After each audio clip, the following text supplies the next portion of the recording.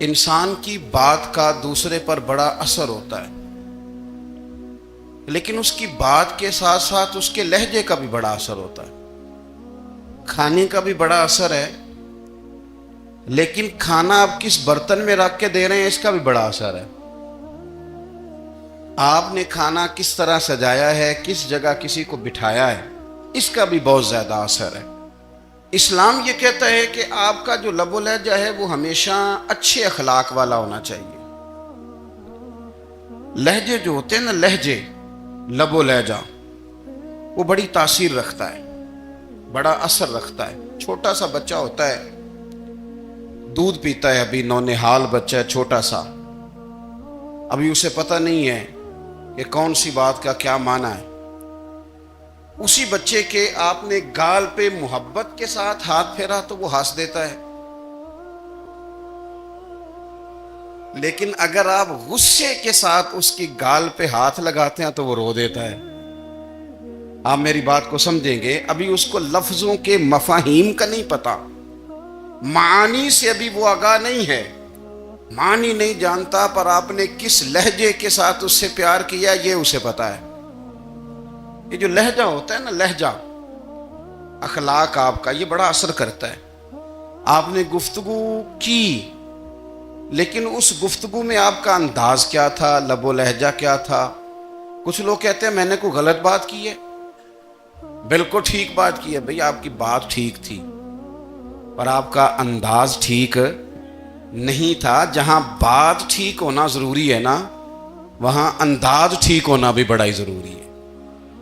آپ کے لہجے کا خوبصورت ہونا اور آپ کے لفظوں کا حسین ہونا بھی بڑا ہی ضروری ہے۔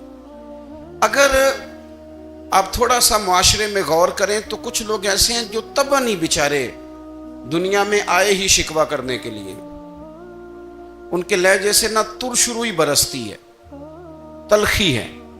وہ جی میں فلاں آدمی کے پاس گیا تو اس نے میری بات نہیں سنی، فلاں شخص سے میری ملاقات ہوئی، میں نے وقت گزارا پر وہ بندہ ٹھیک نہیں نکلا، فلاں کے ساتھ میں آگے بڑھنا چاہ رہا تھا پر میرے معاملات چل نہیں سکے۔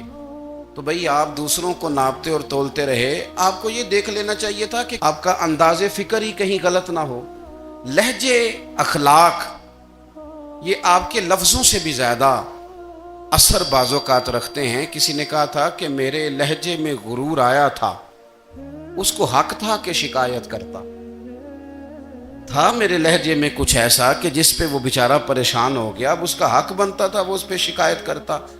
تو میرے عزیز، آپ بات کو یاد رکھیں گے کہ جو اخلاق ہے، آپ کا جو اخلاق ہے، جو آپ کا کردار ہے، وہ اپنی ایک خوبصورتی رکھتا ہے۔ اس لیے میرے نبی پاک صلی اللہ تعالی علیہ وآلہ وسلم نے فرمایا تم میں کامل مومن وہ ہے جس کا اخلاق زیادہ اچھا ہے۔ جو کہانیاں زیادہ سناتا ہے وہ نہیں، جو اپنی خدمات زیادہ بتاتا ہے وہ نہیں، جو باقی سب کی نفی کر کے کہتا ہے کہ دنیا میں کوئی بندہ ٹھیک نہیں، صرف میں ٹھیک ہوں، وہ والا بندہ نہیں، بلکہ فرمایا جس بندے کا اخلاق زیادہ اچھا ہے۔ اخلاق دیکھیں، یہ جو آپ کا لہجہ ہوتا ہے نا، یہ بہت زیادہ اثرات مرتب کرتا ہے آپ کے گھر پہ بھی، باہر بھی۔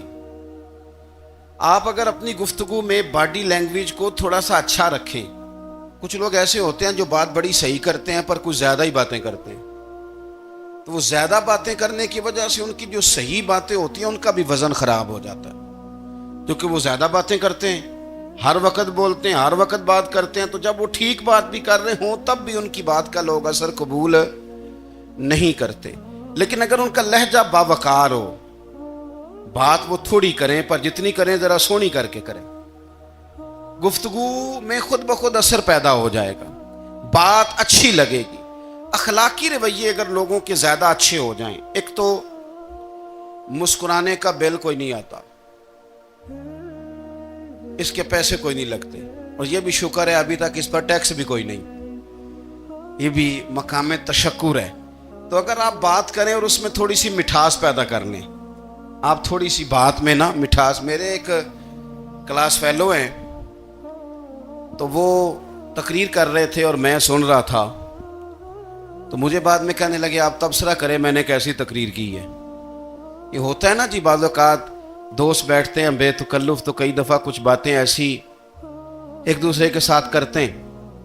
तो मुझे कहने लगी आप बताएं कि मैं बात कर रहा था तो कैसी थी। तो मैंने कहा जब आप बात कर रहे थे तो मैं डर रहा था, मुझे लग रहा था कहीं आप लड़ ना पड़े।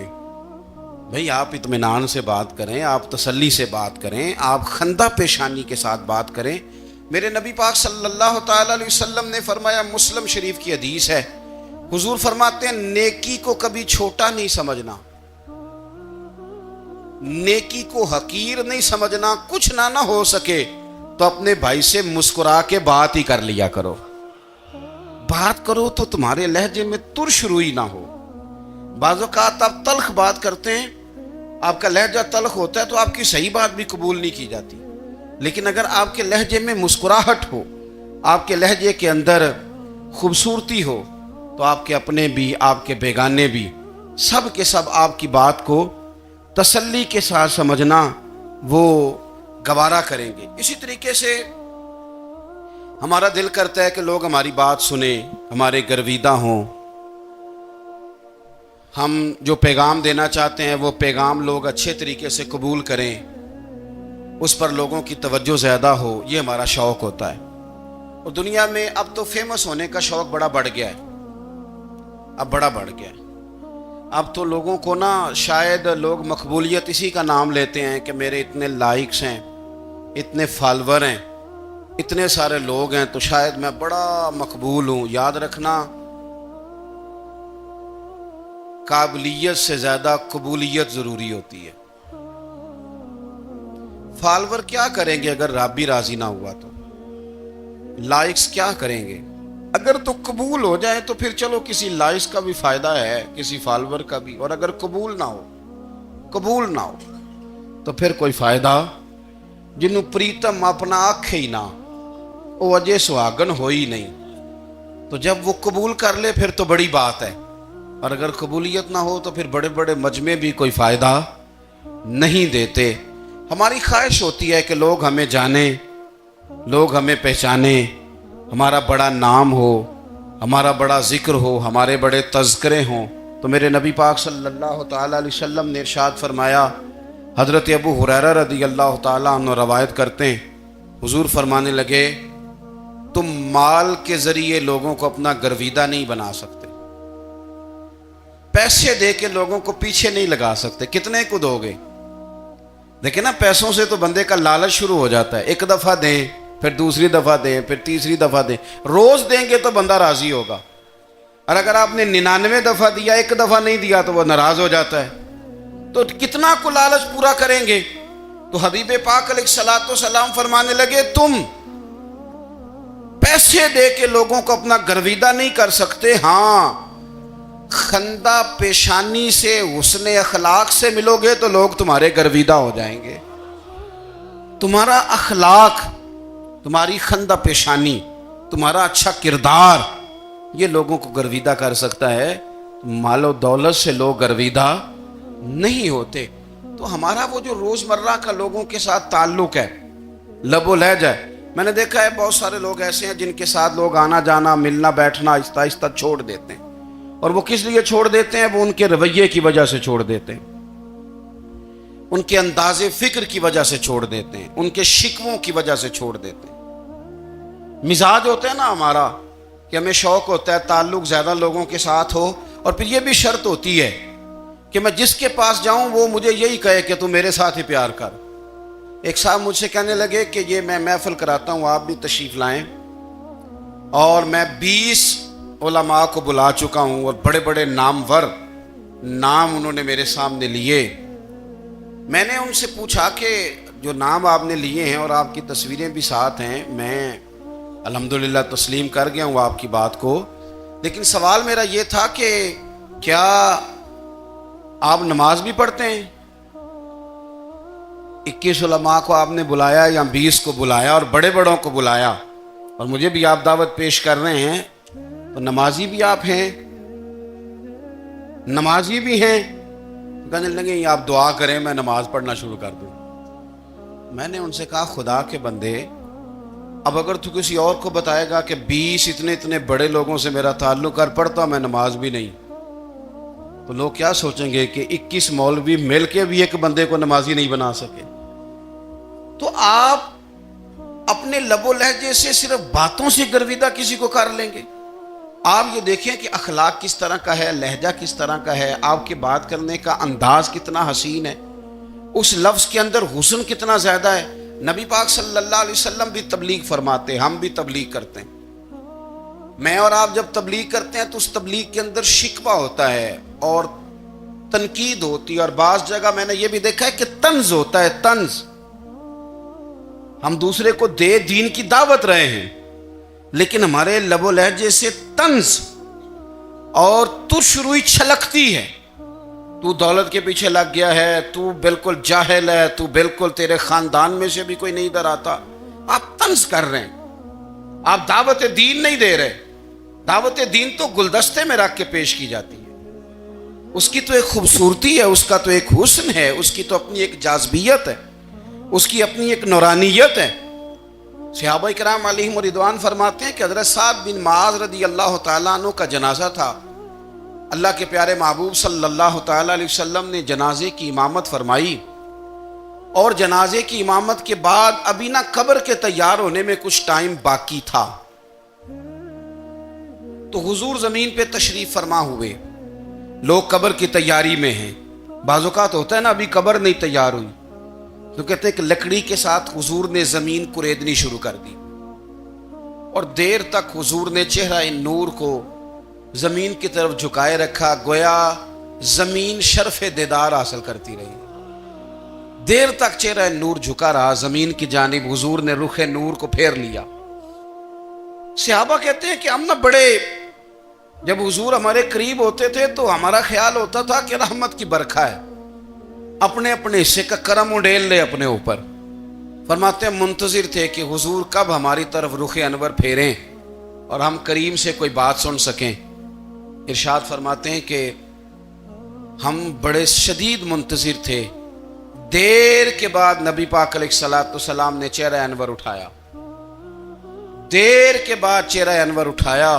یہ دیکھیں تبلیغ ہو رہی ہے، اور جب حضور نے چہرہ انور اٹھایا تو آنکھوں میں آنسو تھے، رو رہے تھے. اور 3 دفعہ حضور نے فرمایا، کیونکہ قبر تیار ہو رہی تھی، 3 دفعہ نبی کریم نے فرمایا لوگو قبر آخرت کی منزلوں میں سے پہلی منزل ہے، اس کی تیاری کر لو، اس کی تیاری کر لو، اس کی تیاری کر لو. 3 دفعہ حضور نے یہ جملے دہرائے. کیوں؟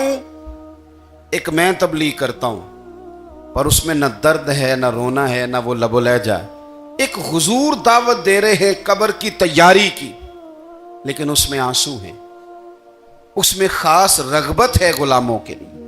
تو اپنی زندگی کے اندر جو ہمارا انداز تکلم ہے، ہمارا انداز گفتگو ہے، میں کہا کرتا ہوں کہ ہم نا دین کے لیے جب کلام کر رہے ہوتے ہیں تو شدت ہوتی ہے ہمارے جملوں کے اندر. بعض مقامات شدت کے ہوتے ہیں، آپ جہاد کی بات کر رہے ہیں، ناموس رسالت کی بات کر رہے ہیں، تو کسی جگہ آپ کے لب و لہجے کے اندر شدت کا ہو جانا برا نہیں ہے، بلکہ وہ اچھا ہے. لیکن میرے عزیز ہر وقت ہی کچھ لوگ تلخ ہیں، انہیں کسی وقت بھی آپ ان سے ملاقات کر لیں وہ لوگ آپ کو پریشان ہی نظر آئیں گے. حضرت سیدنا عبداللہ ابن عمر رضی اللہ تعالیٰ عنہ روایت کرتے ہیں کہ نبی پاک صلی اللہ تعالیٰ علیہ وآلہ وسلم نے ارشاد فرمایا کہ جنت میں ایسے بھی کمرے ہوں گے، جنت میں کچھ ایسے کمرے، کچھ ایسے مکانات بھی ہوں گے کہ باہر کھڑے ہوں گے تو اندر نظر آئے گا، اور اندر کھڑے ہوں گے تو باہر نظر آئے گا. یعنی ایک تو تم آئینے لگاتے ہو نا، وہ دیواریں اتنی شفاف ہوں گی کہ اندر باہر سے ان کا حسن دکھائی دے گا. حضرت سیدنا مالک اشعری رضی اللہ تعالیٰ عنہ بیٹھے تھے، کہتے ہیں میں نے فوراً عرض کی حضور وہ ملیں گے کس کو؟ وہ جو اتنے حسین گھر ہوں گے کہ دیواریں ہی شیشے کی محسوس ہوں گی، اندر باہر سے حسن کے جلوے دکھائی دیں گے، حضور وہ ملیں گے کسے؟ تو اللہ کے پیارے محبوب علیہ السلام نے فرمایا وہ اس کو ملیں گے جو گفتگو اچھی کرے گا، جو گفتگو اچھی کرے گا، لب و لہجہ اخلاق والا ہوگا، گفتگو اچھی کرے گا، لوگوں کو کھانا کھلائے گا، اور جب لوگ سو رہے ہوں گے تو وہ اٹھ کے اپنے رب کی عبادت کرے گا. اس شخص کو وہ مکانات ملیں گے جن کی دیواریں آئینے کی مانند ہوں گی، جن کا حسن تازہ ہوگا، جن کو اللہ تبارک و تعالیٰ نے اپنے فضل سے مزین کیا ہوگا، سنوارا ہوگا. ہم اگر تھوڑی سی توجہ کریں نا، کئی دفعہ وقت گزر جاتا ہے، لہجہ نہیں بھولتا، لہجہ یاد رہتا ہے. آپ تو 2 منٹ کے لیے غصے میں تھے نا، تو آپ نے کوئی بات کر دی کسی غریب کو، کسی شخص کو، آپ غصے میں تھے، آپ نے کہہ دیا، اس بیچارے نے سن لیا، لیکن وہ باتیں اسے سونے نہیں دیتی، بار بار یاد آتی. کوئی آپ کے ساتھ تلخ کلام کر دے نا، کبھی تلخ گفتگو کر دے، بندہ جب سامنے آتا ہے وہ باتیں یاد آ جاتی ہیں، تکلیف ہوتی ہے.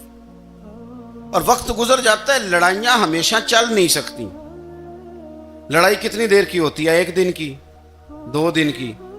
قتل بھی ہوں تو اگر قاتل کو پھانسی بھی ہو جائے تو پھانسی کے بعد بالآخر لڑائی تو ختم ہو ہی گئی نا.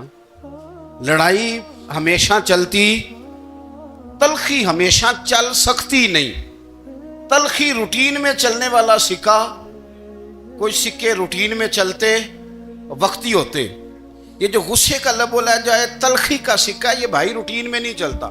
اس نے ایک نہ ایک دن ختم ہو جانا ہے. روٹین میں پیار ہی چلتا ہے. حضرت جابر ابن عبداللہ کہتے ہیں حضور پہلے دن مدینہ منورہ آئے، میں زیارت کے لیے گیا تو میں نے مسکراتے دیکھا. 10 سال میں دیدار کرتا رہا، اور وصال سے چند دن پہلے بھی میں نے زیارت کی تو مدینے والے محبوب کو مسکراتے ہوئے ہی دیکھا ہے. یہ جو آپ کا لب و لہجہ ہے نا، اخلاق والا، حسن والا، مسکرانے والا، یہ لب و لہجہ نا ذرا لمبا چلتا ہے.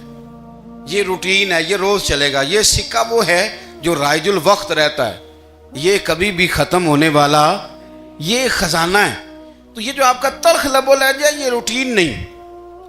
عارف رومی رحمۃ اللہ علیہ فرماتے ہیں کہ مثال دینے کے لیے بات سمجھاتے ہیں. فرماتے ہیں ایک شخص جنگل میں لکڑیاں کاٹنے جایا کرتا تھا تو شیر سے دوستی ہو گئی، یعنی ڈائریکٹ بادشاہ سے دوستی ہو گئی.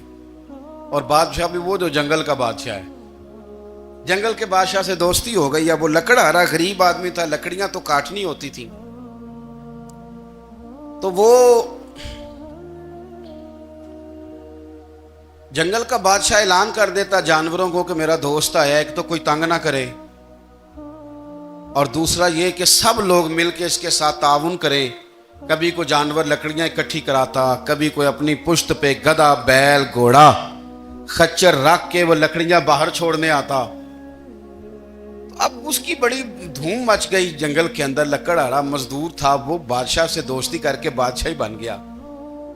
وہ گھر آ کے نا بیوی کو اکثر بتاتا کہ میرا ایک دوست ہے، میں جاتا ہوں تو ساری پہلے ہی مخلوق کھڑی ہوتی ہے میرے استقبال کے لیے. دوستی جو بڑے سے ہو گئی ہے. بنا ہے شاہ کا مصاحب تو پھر یہ ہے اتراتا، وگرنہ شہر میں غالب کی آبرو کیا ہے. ہم نے تو پوچھتا ہی کوئی نہیں، یہ تو بنا ہے شاہ کا مصاحب تو پھر یہ ہے اتراتا، وگرنہ شہر میں غالب کی آبرو کیا ہے. تو وہ لوگوں کو بتاتا، بیوی کو بھی بتاتا دوست ہے. تو بیوی کہنے لگی اتنی تو تعریفیں کرتا، یہ نہیں بتایا کہ وہ جنگل کا شیر ہے، بس نیرا دوست بتا دیا. بیوی کہنے لگ گئی کہ تو اتنا جو اس کا ذکر کرتا ہے تو کسی دن بلا نا، بلا کسی دن تاکہ اس کی دعوت کریں. اب اس نے پھر نہ اس کو پردے میں رکھا. کیا کہتے ہیں آج کل، سرپرائز دینا ہے. مگر سرپرائز دینا ہے جی، پردے میں رکھا کہ وہ شیر ہے. تو وہ بلا لیا گھر. اب اس کے لیے کچا گوشت، ظاہر ہے شیر نے کچا گوشت سکھانا تھا. وہ کہنے لگی پکانا کس طرح کا ہے؟ وہ کہنے لگا جب وہ آئے گا پھر بتاؤں گا. اب وہ کچا گوشت 2-3 بکرے ذبح کر کے ڈال دیے. وہ آ گیا شیر. عارف رومی کہتے ہیں جب وہ آیا نا تو اس کی بیوی نے دیکھا، اس نے ایک سخت جملہ کہہ دیا. کہنے لگی اوہو، میں سمجھی تھی پتہ نہیں کون ہے، اس طرح کے درندے تیرے یار ہیں، کتے بلے دوست بنائے ہوئے، یہ کیا بات ہوئی؟ خیر وہ شیر نے سن لیا، گوشت کھایا، وہ چلا گیا. اگلے دن لکڑہارا لکڑیاں کاٹنے گیا تو شیر نے ملاقات کرتے ہی لکڑہارے سے کہا کہ یہ نا کلاڑی اٹھا اور میری پشت پہ نا ایک زخم کر دے. اس نے کہا نہیں میں یہ کام نہیں کرتا، تو میرا دوست ہے. اس نے کہا سن بھائی، میں نے پیار سے کہا ہے تو مان جا، ورنہ میں ہوں شیر، میں نے تجھ سے منوا ہی لینا ہے. میں کوئی تکلیف دوں گا مناسب نہیں، تو کر. اس نے کلاڑی اٹھائی اور اس کی پشت پہ ایک زور سے زخم لگا دیا، خون بہنے لگا۔ اس نے کہا تو نے آج کے بعد آنا ہے، لکڑیاں کاٹنی ہے، تجھے کوئی کچھ نہیں کہے گا، بس یہ ایک حکمت تھی جو میں نے کیا ہے۔ قصہ مختصر، وہ آتا رہا، لکڑیاں ملتی رہیں، خدمت بھی ہوتی رہی، 6-8 ماہ گزر گئے۔ ایک دن شیر اس سے کہنے لگا یہ میرے ذرا بال اٹھا کے دیکھ، وہ جو تو نے زخم لگایا تھا وہ کہاں پہ ہے؟ اس نے وہ بال اٹھا کے دیکھا تو زخم ملا ہی نہیں، کئی جگہ پہ ٹٹولا کا، یار یہاں تھا یہاں تھا یہاں تھا۔ شیر نے پھر کیا کمال ہی جملہ کہا، اس نے کہا کہ وہ جو کلاڑی کا زخم تو نے لگایا تھا نا وہ مکمل ہو گیا، لیکن تیری بیوی کا جو لہجہ تھا اور اس کی جو تلخی تھی وہ آج تک میرے ذہن میں موجود ہے، وہ ابھی بھی مجھے تکلیف دیتی ہے۔ تو بات سوچتا ہوں مجھے اس نے درندہ کہا، اس نے میرے بارے میں اتنے کچے اور کمزور اور سخت جملے کہے، تو وہ بات مجھے بھولتی، وہ آج بھی میرے ذہن میں اسی طرح گونجتی ہے۔ تلخ جملے جو اس نے کہے اور خوفناک جو انداز اس نے اختیار کیا، وہ بات مجھے کبھی بھی بھولتی۔ تو آپ کے لفظ لوگوں کو بھول جاتے ہیں پر لہجہ یاد رہتا ہے اگر ہم اپنے لہجے پر تھوڑی توجہ ہی کر لیں۔ کچھ لوگ کہتے ہیں جی میرا جی روٹین ہی یہ ہے بات کرنے کی، تو یہ یاد رکھنا کسی وقت ایسا بھی ہوتا ہے کہ شیر کو سوا شیر مل جاتا ہے، پھر ایسا نہ ہو کہ آپ کی تلخی کی جواب میں کوئی اس طرح کی تلخی ہو کہ پھر آپ اس کو کبھی بھلا نہ سکیں۔ ہمارے ہاں نا یہ دور تیزیاں دکھانے کا دور ہے، کچھ لوگ ضرورت سے زیادہ تیزی دکھانے کی کوشش کرتے ہیں، ان بیچاروں کا کبھی کبھی اتنا سخت نقصان ہوتا ہے کہ ان کو ان سے بھی کئی گنا تیز بندہ مل جاتا ہے، وہ کسی ایسی جگہ جا کے بیچارے الجھ جاتے ہیں جہاں سے واپسی کا راستہ نظر نہیں آتا۔ حضرت ہانی رضی اللہ تعالیٰ عنہ اپنی قوم کے ایک وفد کے ساتھ نبی پاک صلی اللہ علیہ وسلم کی بارگاہ میں حاضر ہوئے۔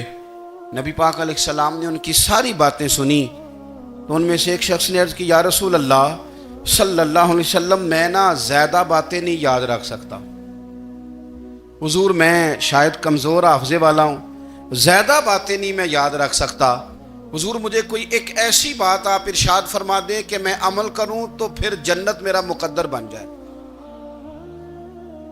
میں چاہتا ہوں کہ مجھے کچھ ایسا مل جائے کہ میں اسی پر عمل، وہ کہا تھا نا درویش نے کہ علم و بس کری ہو یار کیونکہ ایک کوئی حرف تینوں درکار، تو مجھے کوئی ایسی چیز مل جائے کہ وہ پھر جنت میرا مقدر بنے۔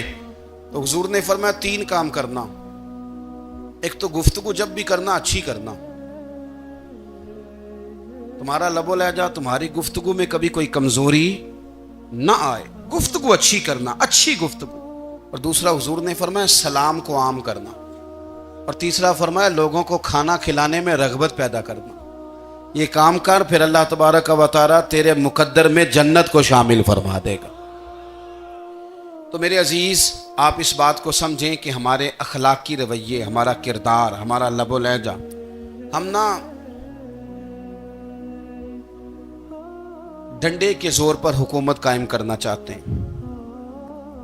آپ کو پتہ ہے بہت سارے ملکوں میں دین گیا اور پھر اللہ تعالیٰ معاف کرے بعض جگہ پہ دینی اقدار کو، دینی لوگوں کو زوال بھی آیا۔